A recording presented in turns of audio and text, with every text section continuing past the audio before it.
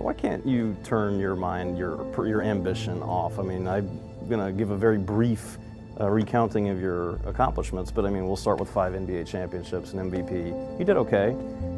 Why can't you just retire to the islands of Fiji and be like, all right, good 40 years, I'm done now? Why can't you do that? Because I found something that I love to do every bit as much as I love playing in basketball. I can't stop. You know what I mean? With storytelling, for me, it's just like I love the process of creating stories. I love the process of editing stories. I love the process of someone else having a great idea that they want to bring to fruition and helping them bring that idea to fruition. So it's not a matter of like, you know, this leads to that or this leads to that. It's more like I just love it. So I wake up in the morning and this is what we do.